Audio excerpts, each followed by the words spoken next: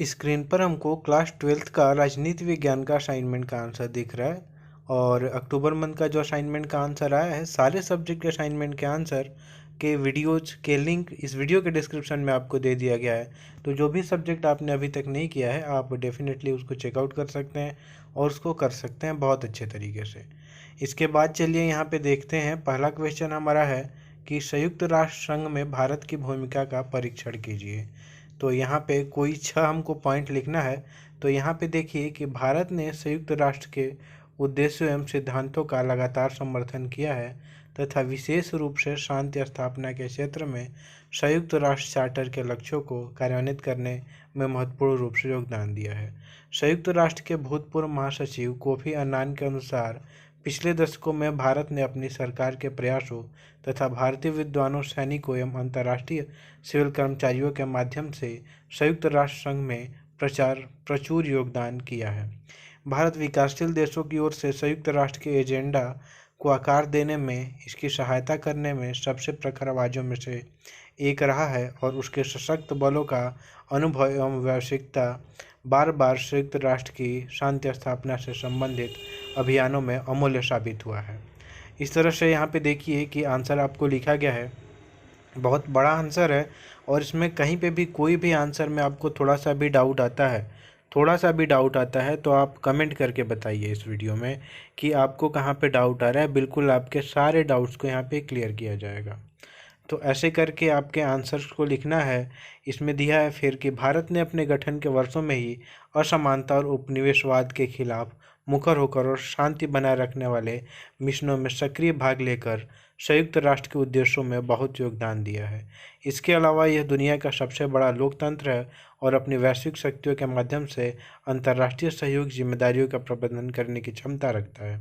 और सबसे महत्वपूर्ण बात यह है कि भारत संयुक्त राष्ट्र में लोकतंत्र हासिल करने के लिए लगातार संघर्ष कर रहा है। इसके बाद लिखा हुआ है, भारत सबसे शुरुआती हस्ताक्षरकर्ताओं में से एक था जब नस्लीय भेदभाव के सभी रूपों में उन्मूलन पर कन्वेंशन को अपनाया गया था और दक्षिण अफ्रीका में नस्लीय भेदभाव के खिलाफ सबसे मुखर था। इसके बाद देखिए दूसरा प्रश्न हमारा आता है कि संयुक्त राष्ट्र संघ में सुधार का अर्थ है सुरक्षा परिषद के ढांचे में बदलाव। इस कथन का सत्यापन करें। तो यहाँ पे देखिए संयुक्त राष्ट्र संघ में सुधार का अर्थ है सुरक्षा परिषद के ढांचे में निश्चित रूप से बदलाव। सुरक्षा परिषद में वर्तमान में कुल 15 सदस्य हैं, जिनमें 10 अस्थायी और 5 अस्थायी है। इन 5 देशों को किसी भी प्रस्ताव पर वीटो शक्ति का प्रयोग करने का अधिकार है, अतः इनका सुरक्षा परिषद में आधिपत्य है। उपरोक्त कथन बिल्कुल सत्य है। संयुक्त राष्ट्र का सबसे महत्वपूर्ण अंग सुरक्षा परिषद है, अतः इसके ढांचे में बदलाव ही संयुक्त राष्ट्र में सुधार करना है। विश्व की 5 बड़ी शक्तियों को इसमें अस्थायी सदस्यता और 20 अन्य महत्वपूर्ण देशों को अस्थायी सदस्यता दी जाती है। मेरे विचार से अब विश्व की बदलती परिस्थितियों में इस अंग का परिवर्तन होना चाहिए। यहाँ पे पॉइंट आपको दिया है कि एक अस्थायी सदस्यों की संख्या 5 से बढ़ाकर 25 कर दी जानी चाहिए और अस्थायी सदस्यों की संख्या 20 से बढ़ाकर 36 कर देनी चाहिए। कुल 52 सदस्य राष्ट्र मिलकर विशेष बहुमत से प्रस्ताव मंजूर करें, जिन पर विचार विमर्श सुरक्षा परिषद के साथ साथ महासभा में भी होना चाहिए। तो ऐसे आपको आंसर्स यहाँ पे लिखने हैं। और सीजी बोर्ड के जो भी नए बच्चे इस चैनल को देख रहे हैं तो सब्सक्राइब कर लें, क्योंकि यहाँ पे इंपॉर्टेंट क्वेश्चंस आपको प्रोवाइड किए जाएंगे जो आपके बोर्ड एग्ज़ाम 2022 में डेफिनेटली पूछे जाएंगे। तो उस चैनल को सब्सक्राइब करिएगा। सीजी बोर्ड स्टूडेंट के लिए इस चैनल को बनाया गया है और बहुत ही हेल्पफुल होने वाला है आपके लिए। यहाँ पे देखिए, चलिए हम आगे बढ़ते हैं। आर्थिक और सामाजिक सहयोग के लिए संयुक्त राष्ट्र कोर्स बनाया जाए और जिसमें निश्चित रूप से प्रत्येक महीने भर राष्ट्र अपनी कुल राष्ट्रीय आय का एक निर्धारित हिस्सा दान दे। प्राकृतिक विपत्तियों के समय इसको उसका इस्तेमाल अनुदान के रूप में हो, लेकिन 15 या 20 वर्ष के बाद उस राशि को वसूल किया जाना चाहिए। इसके बाद आता है प्रश्न 3, चिपको आंदोलन क्या है, विस्तार से वर्णन कीजिए। तो यहाँ पे उत्तर आपको दिया गया है कि चिपको आंदोलन एक पर्यावरण रक्षा का आंदोलन था। यह भारत के उत्तराखंड राज्य में किसानों ने वृक्षों की कटाई का विरोध करने के लिए किया था।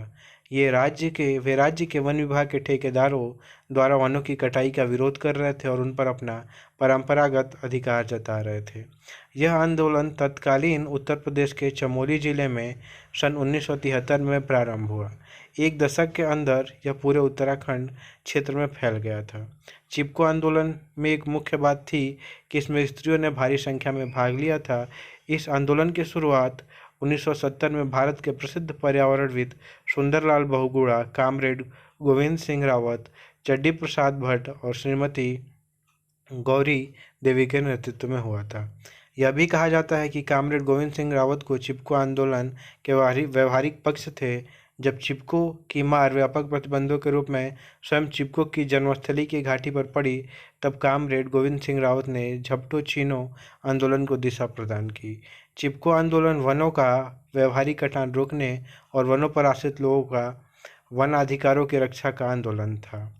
2004 में 2400 से अधिक पेड़ों को काटा जाना था, इसलिए इन वन पर विभाग और ठेकेदार जान लड़ाने को तैयार बैठे थे। तो ऐसे ही आपको आंसर लिखना है। फिर इसमें चौथा क्वेश्चन आता है आपके सामने कि पाठ्य पुस्तक के क्रमांक 120 में दिए गए कार्टून चित्र को ध्यानपूर्वक देखिए। क्या मानव पृथ्वी को बचाना चाहता है? तो यहाँ पे देखिए आप, यहाँ पे क्या दिया गया है, इस चित्र को देखना है और फिर यहाँ पे आपको लिखना है इसके बारे में। ऊपर हमने देखा कि पर्यावरण को लेकर उत्तरी और दक्षिणी गोलाई के देशों के रवैये में अंतर है। उत्तर के विकसित देश पर्यावरण के मसले पर उसी रूप से चर्चा करना चाहते हैं जिस दशा में पर्यावरण आज मौजूद है। यह देश है कि पर्यावरण के संरक्षण में हर देश की जिम्मेदारी बराबर हो। दक्षिण के विकासशील देशों का तर्क है कि वे स्वयं पारिस्थितिकों को नुकसान अधिकांशतः या विकसित देशों के औद्योगिक विकास से पहुंचा है। यदि विकसित देशों ने पर्यावरण को ज़्यादा नुकसान पहुंचाया है तो उन्हें इस नुकसान की भरपाई को जिम्मेदारी भी ज़्यादा उठानी चाहिए। इसके अलावा विकासशील देश सभी औद्योगिकरण की प्रक्रिया से गुजर रहे हैं और ज़रूरी है कि उन पर प्रतिबंध ना लगे जो विकसित देशों पर लगाए जाने हैं।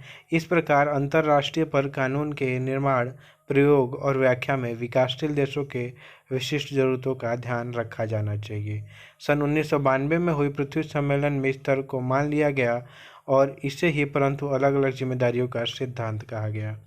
इस संदर्भ में रियो घोषणा पत्र का ही धरती के पारिस्थितिकी की अखंडता और गुणवत्ता की बहाली, सुरक्षा एवं संरक्षण के लिए विभिन्न देश विश्व बंधुत्व की भावना से आपस में सहयोग करेंगे। ऐसे आपको आंसर पढ़ना है। अपनी क्षमता के अनुसार पर्यावरण की रक्षा में अपनी हिस्सेदारी के आधार पर साक्षी परंतु अलग अलग जिम्मेदारियां पर्यावरण की सुरक्षा के प्रयास करेंगे। तो ये यहाँ पे था आपका आंसर सारा। इसके PDF को भी आप इजीली डाउनलोड कर सकते हैं। असाइनमेंट के आंसर के PDF को डाउनलोड करने के लिए आपको गूगल पे जाके सर्च करना होगा cgbasicsupport.in। उसके बाद आपको इस वेबसाइट पे जाना होगा, इसको नीचे स्क्रॉल करना होगा, ऑप्शन दिखेगा आपको असाइनमेंट 2021-22, उस पर क्लिक करके सभी सब्जेक्ट के असाइनमेंट के आंसर के PDF आप इजीली डाउनलोड कर सकते हैं।